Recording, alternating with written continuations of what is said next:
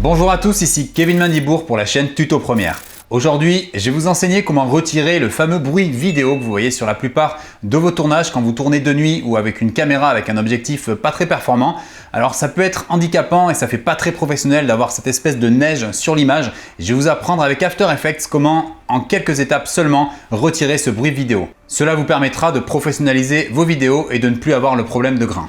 Pour réaliser cette formation, vous devez avoir un niveau intermédiaire sur After Effects, on va avoir des notions pas très compliquées, mais quand même, vaut mieux avoir les bases sur After Effects. Afin de réaliser ce tutoriel, je vous ai mis gratuitement dans la description le lien pour télécharger les ressources que j'ai utilisées pour ce tutoriel. Il s'agit d'un plan que j'avais tourné de nuit à Paris avec beaucoup de gains vidéo sur l'image. Ça va vous permettre de réaliser l'effet en temps réel. Si cette vidéo vous a plu, n'hésitez pas à mettre le fameux pouce bleu qui permet de m'encourager à réaliser d'autres vidéos, à vous proposer encore plus de contenu sur YouTube.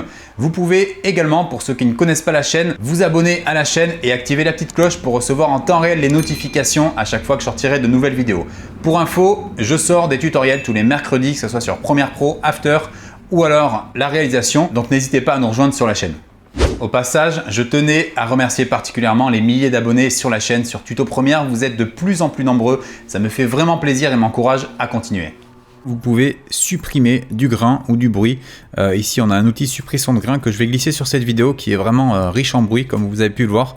Alors, vous avez toujours pareil l'outil de prévisualisation que vous pouvez déplacer. Donc, je clique au milieu, je vais pouvoir le déplacer, je vais le mettre là-bas dans le ciel où c'est vraiment pixelisé. Donc, je vais venir zoomer à l'intérieur, donc au niveau de ma prévisualisation, et là vous pouvez voir que ça marche super bien, hein. Ça supprime le bruit. Donc vous pouvez ici mettre le résultat final pour l'afficher sur toute l'image. Alors vous voyez que ça vous donne un résultat un peu plus flou, mais par contre vraiment vous avez plus trop de bruit dans l'image, donc c'est vraiment pas mal, ça marche bien.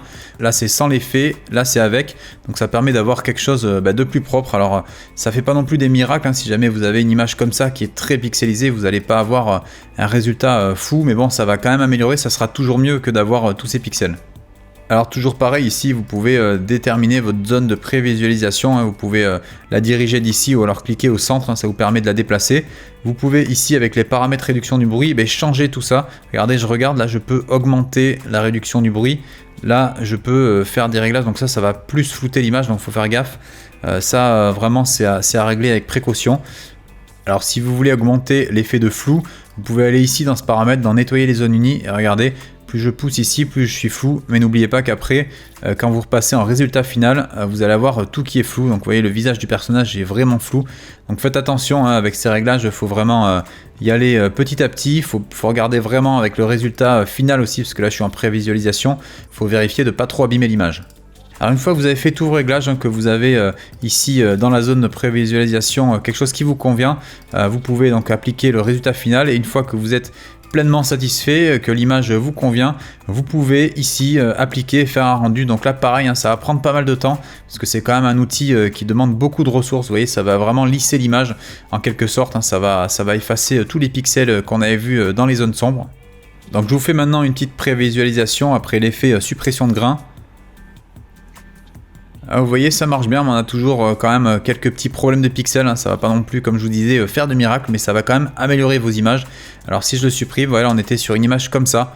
Donc là on avait beaucoup plus de bruit. Alors faites attention, hein, quand vous appliquez cet effet, c'est vraiment, je pense, pour des cas isolés. Ici on a beaucoup de bruit, mais ça peut être voulu, ça peut justement être un effet de grain un peu cinéma. Donc voilà, jouez là-dessus aussi si jamais vous avez des images comme ça. Pensez plutôt à rajouter du bruit et du grain, hein, sur une image comme on a vu de la tour Eiffel pour matcher avec ces sources là, plutôt que d'essayer de tout réparer, parce que là vous allez avoir un résultat un peu fade, un peu flou. Voilà, faites vraiment au plus adapté pour avoir le rendu le plus professionnel possible. Petite pause dans cette formation de réduction du bruit vidéo pour vous rappeler que je propose une formation complète de 30 heures sur After Effects sur tuto.com. Je vous ai mis le lien dans la description. Si jamais vous êtes débutant, que vous n'avez même jamais ouvert le logiciel, je vous apprendrai tout de A à Z. Pour rappel, vous pourrez trouver régulièrement des réductions sur mes formations complètes sur mon site internet. Alors pour vous illustrer la suppression de grains, je souhaitais vous montrer un autre élément avec une image plus récente. Ici on a une image tournée en 2019 avec le même boîtier qui a servi à faire cette image là. Donc c'est une image tournée au Sony Alpha 7S II. Là quand vous avancez, donc comme c'était de nuit, regardez, on a un effet de gain ici, donc c'est assez léger, hein, ça se voit pas trop, mais néanmoins il est important pour moi de vous apprendre comment supprimer ce type de problème. Alors ici, ce qu'on va faire, c'est qu'on va d'abord créer un masque, donc toujours pareil, je vais faire un clic droit, nouveau, calque d'effet, que je vais placer au-dessus, donc je peux le placer juste au-dessus de BG Night, hein, qui est le calque en question. Je vais maintenant créer mon masque, donc je vais prendre ici l'outil plume, et vous entourez les formes noires ici, donc vous n'êtes pas obligé d'être trop précis, hein, puisque au niveau de la suppression de grains, hein, ça va pas trop se voir si vous n'êtes pas vraiment, si vous êtes un peu sur le building ici, c'est pas très grave. Donc une fois que vous avez appliqué ça, vous voyez, je vais dézoomer un peu. On a notre masque qui a été créé ici et on va pouvoir commencer à appliquer l'effet suppression de grains. Donc ici, vous pouvez même renommer le calque, on va l'appeler suppression grain. Et dans le calque suppression de grains, je vais venir ajouter l'effet, ce qui va me permettre maintenant d'éditer seulement la suppression de grains sur cette partie. Alors là, c'est pareil que pour tout à l'heure, hein, vous cliquez dessus pour éditer, sauf que là, on ne voit pas la zone de prévisualisation. Alors c'est normal parce que par défaut, elle est au centre de l'image. Donc là, ici, en fait, vous avez le petit curseur que vous sélectionnez pour pouvoir déplacer cette zone. Donc on va regarder, on va essayer de supprimer le bruit. Donc pour ça, il faut vraiment zoomer, hein, parce que là, c'est très léger comme bruit. Vous voyez, quand je me déplace, ça le supprime super bien. Donc là, vraiment par défaut, moi, c'est ce que j'utilise la plupart du temps. L'option par défaut marche très bien. Vous voyez que ça a supprimé tout le bruit. Donc là, ce que je peux faire, c'est un rendu final. Et là, on voit que tout a été supprimé, donc ça a super bien marché.